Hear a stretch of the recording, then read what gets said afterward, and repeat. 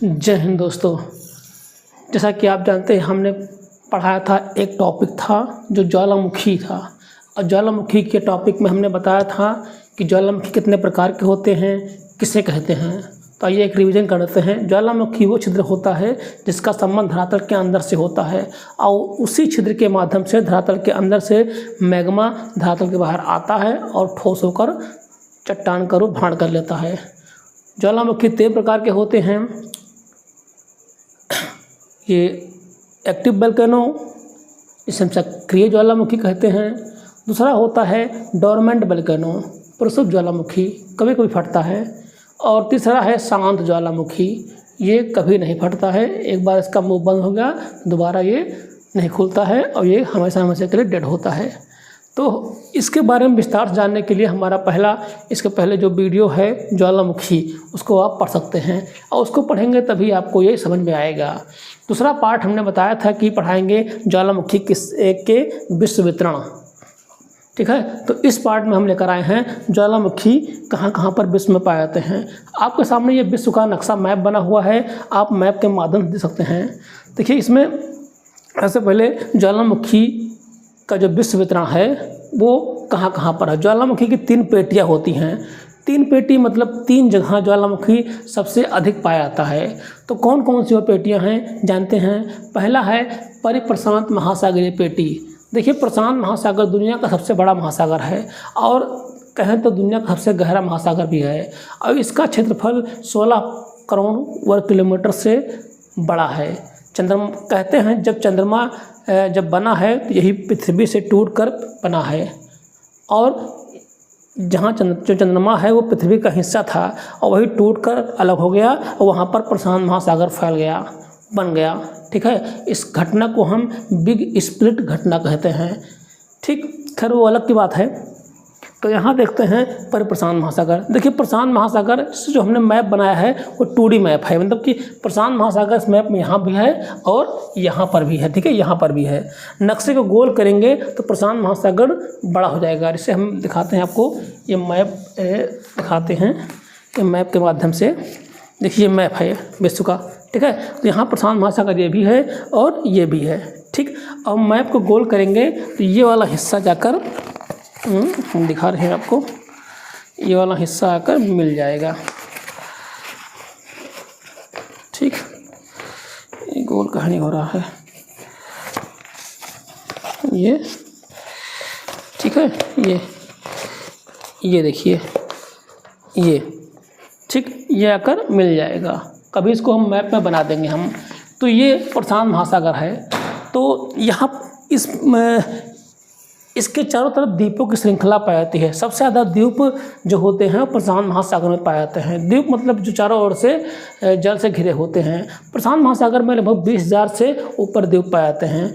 तो इसी देखो, छोटे छोटे द्वीप पाए जाते हैं यहाँ पर, ठीक। इधर पानी है, यहाँ पर भी द्वीप पाया जाता है, यहाँ पानी है। दोनों को मिलाएंगे तो एक गोल आकार का कुछ इस आकार का यहाँ पर बना हुआ है।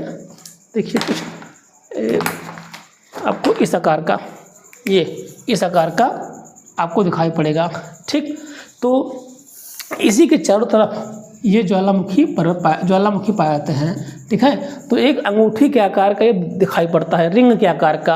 अंगूठी समझते हो ना, अंगूठी भी गोल होती है तो वो रिंग के आकार का दिखाई पड़ता है, ठीक। तो इसीलिए इसको कहते हैं द रिंग ऑफ फायर, आग की अंगूठी, क्योंकि चारों तरफ से आग जल रही है और वो एक अंगूठी नुमा होती है।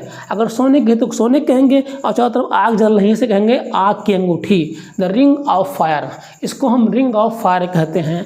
विश्व में सबसे अधिक ज्वालामुखी, लगभग 2/3 ज्वालामुखी, 2/3 मतलब हो गया 75% लगभग ज्वालामुखी ये इसी पेटी में पाए जाते हैं, पर प्रशांत महासागरीय पेटी में पाए जाते हैं। अब देखिए, ये पेटी कहाँ शुरू हुई है। आप देख रहे होंगे लाल वाला, ये देखिए लाल वाला देख रहे हैं, ये जो लाल वाला है ये परिप्रशांत महासागरीय पेटी के ज्वालामुखी हैं। अब शुरू कहाँ होता है, आप देखिए अंटार्कटिका महाद्वीप है, वहाँ पर एक माउंट एरेबस पर्वत है, ज्वालामुखी पर्वत है, वहाँ से ये शुरू होता है। उसके बाद दक्षिण अमेरिका, साउथ अमेरिका के पश्चिमी तट होते हुए ये एंडीज पर्वत पूरा होते हुए ये दोनों अमेरिका के ठीक है, पश्चिम में होते हुए यहाँ एंडीज पर्वत पार करते हुए यहाँ मध्य अमेरिका, और यहाँ पर आपका रॉकी पर्वत होते हुए ये माउंट कटमई तक चला आता है, यह अलास्का। अब चूँकि अगर इधर बना होता, ये गोल होता, अब हम इसको उधर दिखाएंगे। गोला है वो वाला हिस्सा, ये वाला हिस्सा जुड़ा हुआ है, इसके बगल में रूस है, तो रूस वहाँ चला गया है। ठीक समझ रहे हैं ना, गोल करेंगे समझ में आएगा।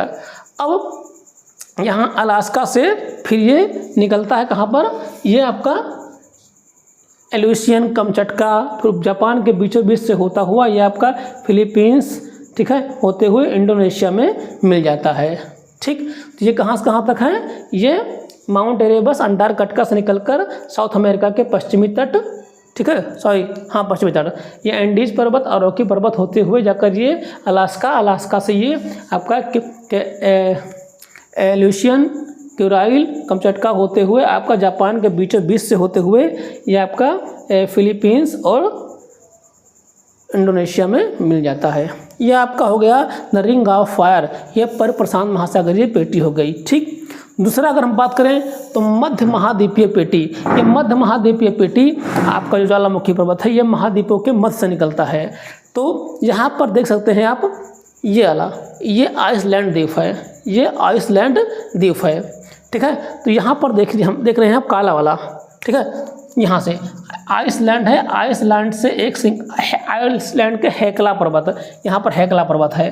ठीक है, आइसलैंड के हेकला पर्वत से निकल कर ये स्कॉटलैंड, और स्कॉटलैंड से होते हुए ये यूरोप के समझ लीजिए कि पश्चिम से ये होते हुए आपका इधर ये कनारी द्वीप तक चला आता है, कनारी द्वीप तक। ठीक है, कनारी की धारा भी यहाँ पर ठंडी धारा है, बताएंगे बाद में।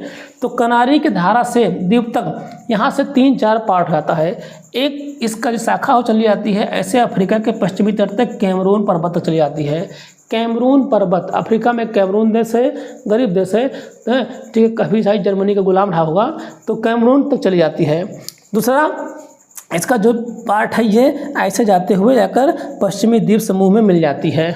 ठीक, अब जो इसकी मेन शाखा है, जो बड़ी शाखा है, ये आपका यहाँ से स्पेन और फ्रांस, स्पेन होते हुए इटली में यहाँ पर 3-4 ज्वालामुखी हैं, सिसिली में, ठीक है, लिपारी द्वीप में स्ट्राम्बोली है, सिसिली में है, ठीक है, इटली में वेसुवियस भी है। ऐसे होते हुए आपका ये काकेशियस और आर्मेनिया होते हुए आपका ये ईरान, ठीक है, तुर्की, ईरान, और ईरान फिर अफ़गानिस्तान, फिर पाकिस्तान, ये आपका हिमालय भारत होते हुए या म्यांमार, और उसके बाद म्यांमार होते हुए इंडोनेशिया तो चला आता है। ठीक, वो उसी में मिल जाता है जो पहले पर प्रशांत महासागर मिला। ठीक, उसके बाद यहीं यहाँ इटली है, इटली सिसिली से यहाँ पर एक शाखा चली जाती है, ये अफ्रीका के जो भ्रंश घाटी है, ठीक है, जो हॉर्न अफ्रीका है, अफ्रीका देखो 2 हिस्सों में टूटने वाला है, आज के लाखों करोड़ों साल बाद वो टूट जाएगा। और आए दिन न्यूज़ में देखते रहते हो कि अफ्रीका के बीच से यहाँ से क्रैक हो गया है। ठीक है, यहाँ पर जहाँ जिबूती है, ठीक है, ये सब है। ठीक, इसके बारे में मैं वीडियो अलग से बना दूंगा। तो यहाँ पर जो हॉर्न ऑफ अफ्रीका है, ठीक है, यहाँ पर ये क्रैक उत्पन्न हो गया है और आगे चलकर ये फट जाएगा और यहाँ समुद्र का पानी इसमें घुस जाएगा, एक समुद्र नया बन जाएगा। ठीक, ये तो बात की बात है। तो यहाँ पर चला आता है। ठीक, ये भ्रंश घाटी होते हुए अब इसकी जो मेन शाखा, बड़ी शाखा है, ठीक है, ये वाली है। अब देखिए यहाँ से कई शाखा निकली, ये आइसलैंड के हेकला पर्वत से ये स्कॉटलैंड होती हुई एक इधर चली गई पश्चिमी द्वीप समूह, एक चली गई कैमरून पर्वत, और एक चली गई इधर स्पेन, और इधर इटली होते हुए आपका एक यहीं 2 शाखा बन गई। एक शाखा बन गई इधर अफ्रीका के भ्रंश घाटी में, जो विश्व की सबसे लंबी भ्रंश घाटी है। उसके बाद चली गई फिर ये टर्की, ठीक है, उधर आर्मेनिया, इधर काकेशस, उधर ईरान, अफ़गानिस्तान, पाकिस्तान, भारत, म्यांमार होते हुए ये इंडोनेशिया मिल जाती है। ठीक, ये हो गया मध्य महाद्वीपीय पेटी, इसको मिड कॉन्टिनेंट बेल्ट भी कहते हैं। अब आइए देखते हैं तीसरी लास्ट पेटी है मध्य अटलांटिक पेटी। मध्य अटलांटिक मतलब अटलांटिक के मध्य से इसका नाम ही जान पड़ रहा है, अटलांटिक महासागर। तो ये अटलांटिक महासागर, ये देखिए ये मध्य अटलांटिक ये यहाँ शुरू होता है आइसलैंड से, ठीक है, ये आपका होते हुए बीचों बीच के आता है। ये आप मिड अटलांटिक रेंज सुना होगा कि दोनों अटलांटिक के नीचे से आपका ये एक समझो पर्वत निकल रहा है। जैसे पानी जैसे होता है पर्वत, ठीक है, तो पानी के अंदर है।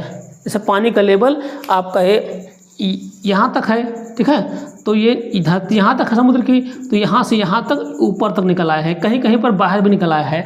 शायद ये वेस्ट इंडीज़ का जो पश्चिमी द्वीप समूह है, ये भी छोटे छोटे द्वीप हैं, इसके बाहर निकले हुए हैं। तो इसके अंदर से एक रिज निकल रहा है, ठीक, तो वो श्रृंखला एक मध्य अटलांटिक रिज पाया जाता है। तो विश्व में ज्वालामुखियों की ये 3 पेटियाँ हैं। किसी किसी किताब में 4 लिखा होता है, लेकिन मुख्यतः ये 3 पेटियाँ हैं। प्रशांत महासागरीय पेटी, और आपका ये मध्य महाद्वीपीय पेटी, और ये आपका मध्य अटलांटिक पेटी है, ठीक है। ये आपका 3 हो गया है। अब हम बात करते हैं कि ज्वालामुखी से कौन कौन से स्वरूप बनते हैं।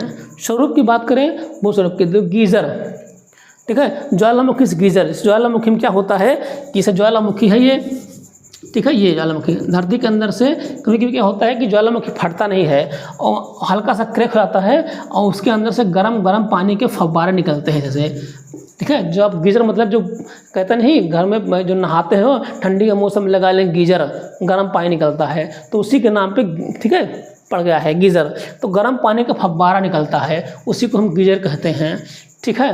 जैसे सबसे जो फेमस है ये अमेरिका में, यूएसए में येलो स्टोन पार्क में एक उसका नाम है, येलो स्टोन पार्क में ओल्ड फेथफुल और एक्सलेशियर, ठीक है, एक्सलेशियर, ठीक है, ओल्ड फेथफुल और एक्सेलसियर 2 हैं ये आपके, ठीक है, ये महान बड़े गीजर हैं, गैसर, ठीक है, कहीं पे गैसर लिख के आता है, कहीं गीजर लिख के आता है। अब नंबर है अगला नंबर धुआरे वही गीजर का ही रूप धुआरे होता है। उसमें से पानी गर्म पानी फुहारे निकलते हैं, और धुआरे में क्या होता है कि धुआं निकलता है, जो वाष्प निकलता है, धुआं वाष्प निकलता है। ये कुछ होता नहीं है, बस इसे ज्वालामुखी नहीं फट पाया, हल्का क्रैक हो गया, तो उसके अंदर से जो थोड़ा थोड़ा गैस निकल रहा है, अगर फट जाता तो एक साथ निकल जाता, बस थोड़ा थोड़ा निकल रहे हैं, ठीक। तो धुआरे मतलब धुआं और गैस निकल आते हैं, ठीक। अब तीसरा होता है कालडेरा, जैसे ज्वालामुखी है ये, ठीक है, और ज्वालामुखी का मुख छिद्र होता है ये, इसके अंदर से विस्फोट हो गया, ठीक है, तो इसका मुख जो होता है कहलाता है क्रेटर, और जब इसका मुख बहुत बड़ा हो जाता है तो उसे कहते हैं कालडेरा कहते हैं। कालडेरा, जब ज्वालामुखी का मुख बहुत बड़ा हो जाता है तो उसे कहते हैं कालडेरा, और जब उस कालडेरा में पानी भर जाता है तो उसे कहते हैं कालडेरा झील।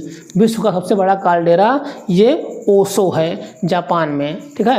वैसे भी जापान में भूकंप ज्वालामुखी बहुत आते हैं। अगर भूकंप की बात करें तो जापान में लगभग एवरेज देखा जाए तो 4 भूकंप पर डे आते हैं, और लगभग 1440 से 1500 भूकंप वो हर समझ लीजिए कि साल में झेलता है। लेकिन जापान इतना पावरफुल है, इतना उनके अंदर मतलब कि उतने मेहनती हैं और उतने आदी हो गए हैं भूकंप के कि इसको एक नॉर्मल वे में लेते हैं, और जितना भी नुकसान होता है वो जल्दी उसका भरपाई कर लेते हैं। मतलब कि वो उसके आदी हो गए हैं, उसको जान गए हैं कि हमें इससे कैसे निपटना है। इसलिए जापान में अधिकतर जो घर होते हैं वो लकड़ी के बनते हैं, और जो वैसे भी जो स्मार्ट सिटी बनते हैं, सिटी के बनते हैं, तो वो जापान में एक बात है, बहुत ऊँची बिल्डिंगें नहीं बनती हैं, 5, 6, 7 माले की बनती हैं, लेकिन जो बनते हैं वो भूकंप रोधी होते हैं। भूकंप रोधी क्या होता है, जिससे हम छत डालते हैं तो नीचे भी पिलर देते हैं। जैसे ये दीवार खड़ी करना हो तो चारों तरफ से ये नीचे चारों पिलर दे देंगे, यहाँ पर दीवार खड़ी कर देंगे, ऊपर भी जब छत डालेंगे तो छत पे देंगे पिलर, ठीक है, नीचे भी फास्ट डालते हैं चारों तरफ पिलर देके, तो भूकंप रोधी होता है। जैसे मान लीजिए जब भूकंप आया, ठीक है, तो वो ऐसे झुक जाता है, फिर चला आता है, गिरता नहीं है। अपने यहाँ क्या है, दीवार खड़ी कर दें, ऐसे हुआ भक्का से गिर जाता है, ठीक। तो जापान बहुत आगे है। जापान हमसे कम से कम 50 साल आगे जी रहा है, और हिम्मती है वाकई में। उन्होंने कितना दर्द झेला है, वो परमाणु बम अकेला वही देश जिसने झेला है, और टेक्नोलॉजी तो उनकी ज़बरदस्त है। उनके आज से 50 साल पहले ही लगभग वो बुलेट ट्रेन चला रहे हैं, और अपने यहाँ भी बुलेट ट्रेन कभी अभी आई नहीं है। सोचिए जापान कितना आगे है, एडवांस है। वहाँ की जो ट्रेनें हैं आज तक 20-30 सेकंड के ऊपर लेट नहीं हुई हैं। खैर जापान के जो बताऊँगा वीडियो तो हम उसमें पढ़ा देंगे। तो ये रहा आपका ठीक है, विश्व वितरण। अब हम देखते हैं कुछ ज्वालामुखी पर्वत हैं, कुछ ज्वालामुखी हैं विश्व में, आपको यहाँ दिखाए गए हैं मैप के माध्यम से। देखिए साउथ अमेरिका में अगर आगे बढ़ेंगे एंडीज पर्वत पर, ये चिली और अर्जेंटीना की सीमा पर एक है Ojos del Salado. Ojos del Salado ये साउथ अमेरिका में एंडीज पर्वत पर, ये चिली और अर्जेंटीना, ठीक है, ये आपका अर्जेंटीना देश है और चिली है, दोनों के बॉर्डर पर ये है ओजोस डेल सलाडो। और ये सबसे ऊंचाई पर स्थित, ऊंचा नहीं, ऊंचा अलग है, ऊंचाई पर अलग है। जैसे मान लो कोई 5 फीट का 6 फीट का आदमी है, 5 फीट का आदमी है। अब 5 फीट वाला ऊंचे बैठ जाए, ठीक है, तो सबसे ऊंचा नहीं हो गया, वो ऊंचाई पर स्थित है। और जो 6 फीट का वो नीचे हो, लेकिन देखा जाए अगर वो सबसे ऊंचा तो 6 फीट वाला रहेगा, लेकिन सबसे ऊंचाई पर तो वो 5 फीट वाला रहेगा। ये ऊंचाई पर स्थित है और 6885 लगभग 7 किलोमीटर ऊंचाई पर है ये, ठीक है, ऊंचा है। और ये एंडीज पर्वत पर है। हम आगे बढ़ेंगे थोड़ा एंडीज पर्वत पर ही, ये चिम्बाराजो है, इक्वाडोर। यहाँ पर एक देश है इक्वाडोर। इक्वाडोर इसका नाम क्यों पड़ा, ये इक्वेटर पर ही स्थित है। विषुवत रेखा को अंग्रेजी में कहते हैं इक्वेटर, और ये इक्वेटर पर ही स्थित है, इसलिए इसका नाम है इक्वेटर, ठीक है, इक्वाडोर। तो इक्वाडोर पर एक चिम्बाराजो है, तो चिम्बाराजो भी इसी पर स्थित है। कहाँ पर, इक्वाडोर पर। आगे बढ़ेंगे, इक्वाडोर में ही कोटोपैक्सी है, ठीक है, कोटोपैक्सी सबसे ऊंचा ज्वालामुखी है। ये लगभग 6 किलोमीटर 58-97 मीटर है, मैं मीटर की बात कर रहा हूँ, मैं 6 किलोमीटर है, तो ये 5897 मीटर ऊंचा है एवं कोटोपैक्सी। अगर आएगा क्वेश्चन कि विश्व का सबसे ऊंचा ज्वालामुखी कौन सा है, तो ये आपका कोटोपैक्सी रहेगा। मगर ऊंचाई पर स्थित ज्वालामुखी आएगा तो आपका ओजोस डेल सलाडो रहेगा, ठीक है। अब हम ऐसे बढ़ते बढ़ते जाएं, ठीक है, आगे जाएंगे तो ये आपका मैक्सिको में एक है पेरीबुरीन, ठीक है, पेरीकुरीन है ये, ठीक है, सॉरी ये पेरीकुटीन नाम का शायद है, हाँ, पेरीकुटीन नाम का ये है ज्वालामुखी है। अब हम आगे जाएंगे। अब यहाँ बता दें हम, जो चिम्बाराजो है ये समझ लीजिए कि डेड ज्वालामुखी है, एकदम डेड है, ठीक है, डेड ज्वालामुखी है।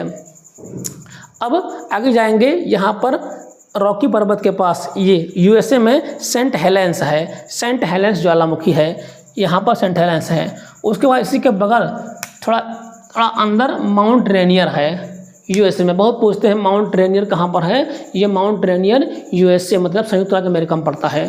थोड़ा ऊपर जाएंगे तो आपका ये अलास्का है, ठीक है, ये अलास्का में माउंट कटमई है, ये माउंट कटमई ज्वालामुखी है, ठीक है। अलास्का पहले रूस का था, तो रूस ने अलास्का को अमेरिका के हाथों बेच दिया, ठीक है, अमेरिका के हाथों बेच दिया, तब बहुत सस्ता लिया था आज। और अब आज देखते हैं तो ये अमेरिका का, संयुक्त राज्य अमेरिका का सबसे बड़ा राज्य है अलास्का, लगभग 6 लाख वर्ग किलोमीटर के ऊपर है।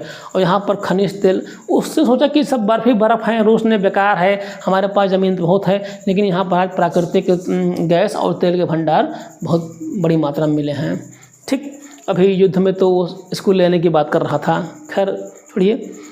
अब यही पेटी आकर उधर चली गई, हम बता रहे हैं। अब पहले हम बताएंगे पेटी वाइज, पर प्रशांत महासागर पेटी में अगर ऐसे पढ़ोगे तो आपको कोई दिक्कत नहीं होगी। और इधर आएंगे, आपका जापान है। जापान में बहुत जनता फेमस है, जापान के बीच में जगह है, जापान में है फ्यूजियामा। जापान का फ्यूजियामा बहुत फेमस है। अगर आएगा कि क्वेश्चन की फ्यूजियामा कहाँ पर है, वो जापान का है, ठीक है। ये डोरमेंट वोल्केनो है, ये प्रसुप्त ज्वालामुखी है, ठीक।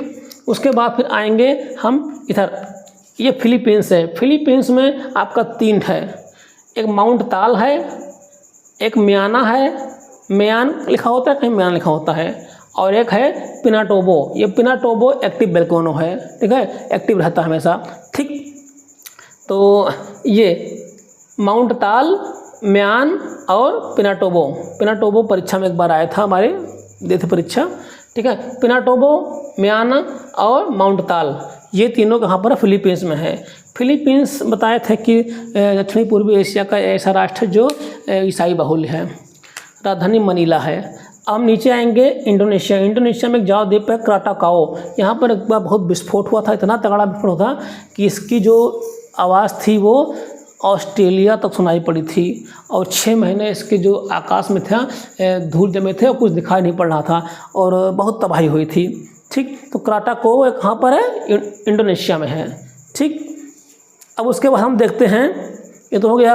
अब यहाँ आते हैं इस पेटी में, ये आइसलैंड में लौकी है, लौकी, आइसलैंड में लौकी है, ठीक है, लौकी नहीं लौकी, ठीक है। उसके बाद हम आएंगे ये भूमध्य सागर में एक स्ट्राम्बोली है, लिपारी द्वीप है, और लिपारी द्वीप में एक स्ट्राम्बोली है। स्ट्राम्बोली को भूमध्य सागर का प्रकाश स्तंभ कहते हैं। जैसे अभी कोई पानी हो और पानी के बीच में कोई दिया जलता हुआ डाल दे से, तो दूर से देखने लगता है कि कोई प्रकाश चल रहा है। या फिर पानी से बहुत पानी है, ताल कोई है, नदी है और बीच में सूखा है, वहाँ पर लाइट लग जाए तो कहेंगे प्रकाश स्तंभ। तो वैसे ही ये भूमध्य सागर में द्वीप लिपारी, यहाँ पे ज्वालामुखी हमेशा फूटता रहता है, एक्टिव वोल्केनो है। और दूर से देखने में लगता है कि कोई लाइट लगी हुई है, और जब फूटता है तो चारों तरफ बहुत उजाला हो जाता है, रात में दिखाई पड़ता है, उजाला रहता है, रात में बहुत ही उजाला होता है। तो इसलिए इसको भूमध्य सागर का प्रकाश स्तंभ कहते हैं। जैसे प्रकाश दिखाई पड़ता है किसी ने, जैसे बहुत अच्छा नज़ारा है कि रात में जब जलता है कोई लाइट वगैरह से, जैसे अनार जल रहा है, रात में पानी के बीच में अनार जल रहा है, इसलिए इसको भूमध्य सागर का प्रकाश स्तंभ कहते हैं। इसी के बगल ये है सिसिली, इटली के सिसिली द्वीप में है माउंट एटना। ये भी एक एक्टिव वोल्केनो है और बहुत परीक्षा में पूछे जाते हैं, ठीक है। और इसके बगल में एक है वेसुवियस, ये इटली में, इटली का वेसुवियस, ठीक है।